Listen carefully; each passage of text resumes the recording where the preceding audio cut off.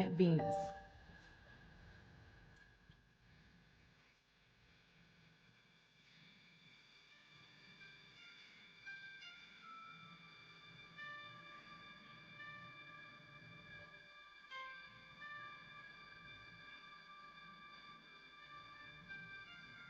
Now, this is a simple experiment you can do at home with water.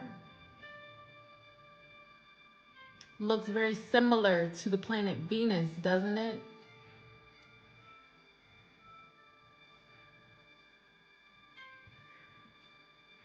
If the Earth was moving around the sun and revolving as quickly as they say that it is, it could not have that formation.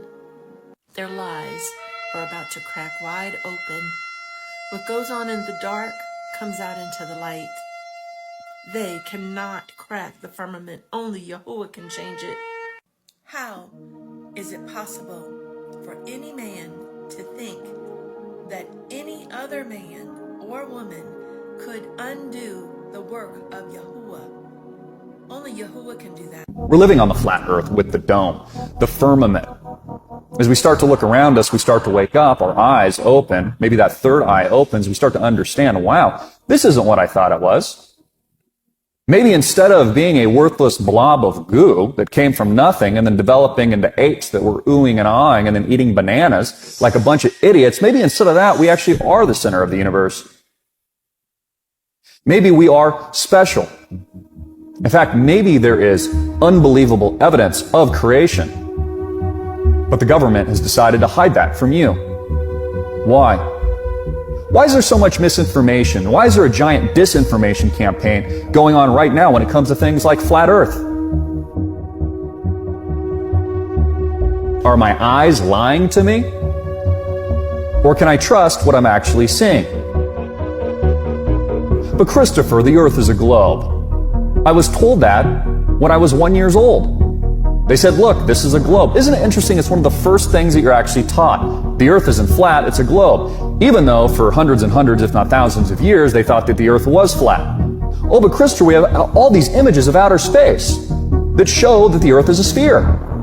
Really? Where do the images come from? NASA. Oh, you mean the same NASA that is our government, our secretive breakaway government that hasn't been back to the moon since the 1960s. That NASA? Have you ever seen it with your own eyes?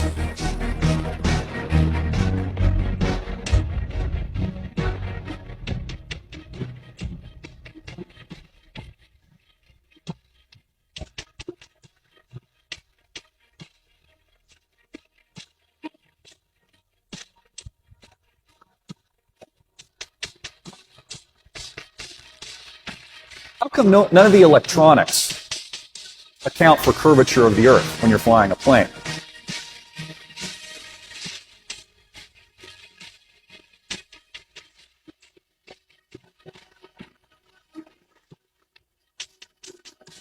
None of the engineering of bridges and train tracks, buildings, all kinds of infrastructure that goes for miles and hundreds and maybe thousands of miles, none of it accounts for, in its actual engineering blueprints, for the curvature of the Earth.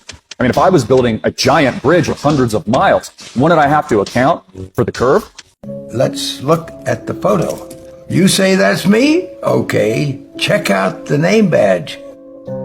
It says Aldrin. Looks like you're right. But notice the helmet. Can you see my face? No. This is a secret I've been keeping for almost half a century. On July 20th, 1969, Neil Armstrong and I pulled off humanity's first extraterrestrial prank. What was the scariest moment of the journey?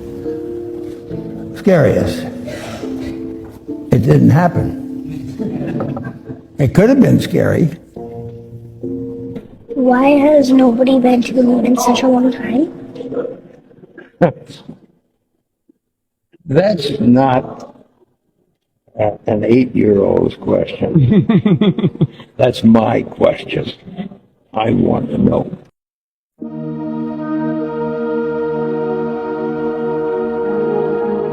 Watch this. It looks like it's going into the waters above.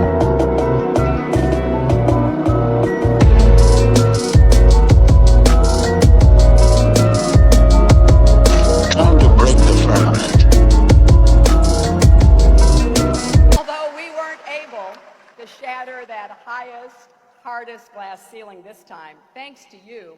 It's got about 18 million cracks in it.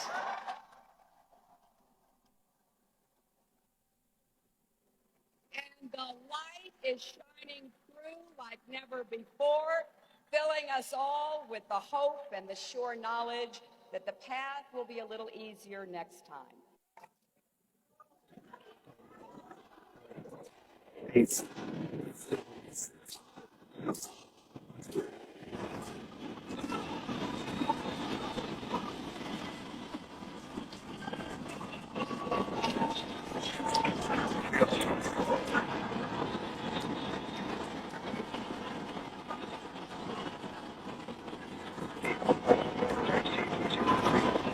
Zero first life flight operations.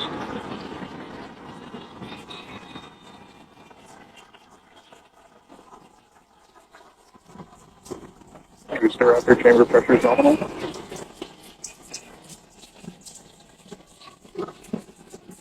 Equals 43 seconds into the test flight of the inaugural Starship vehicle. Tower clear to land a pitch over. Propulsion reports first stage engines nominal. What a sight from the ground cameras at Starbase. We're flying at twice the thrust of the Saturn V heading to space.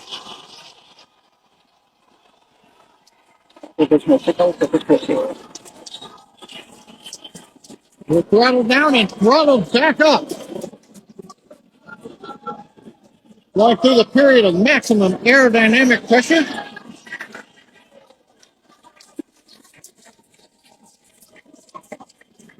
As the velocity increases, the density of the atmosphere is decreasing, lessening stress on the vehicle. The call out, next Q now.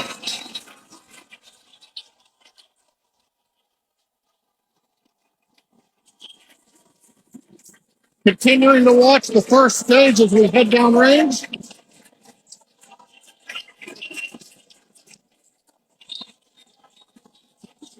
Hundred seconds into flight. Our next major activity is going to be shutdown of the first stage. Houston tracking station now acquiring the vehicle. With shutdown, we will get separation of Starship and Super Heavy and ignition of the Starship engines. When Starship separates, we light up 6 engines in a staggered sequence. If all goes well, those 6 engines will burn for almost 6.5 minutes. Onboard view from Starship. And there's views of the Raptor engines on the second stage as we prepare for stage separation. Now, after stage separation, the first stage will flip and begin a boost back maneuver for landing in the Gulf.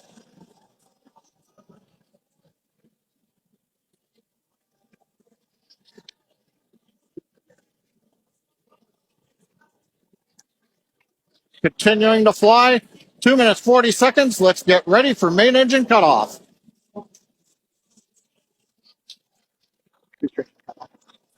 Beginning the flip for stage separation.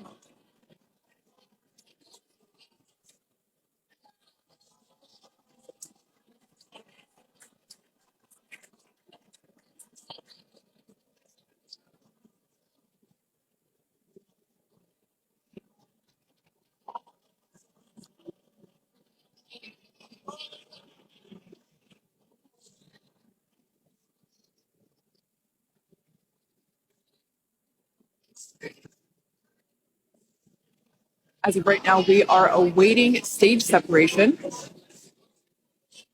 where Starship should separate from the Super Heavy booster. Yeah, Kate, right now it looks like we saw the start of the flip, but obviously we're seeing from the ground cameras the entire Starship stack continuing to rotate. We should have had separation by now. Obviously, this is does not appear to be a nominal situation. Yeah, it does appear to be spinning, but I do want to remind everyone that everything after clearing the tower was icing on the cake.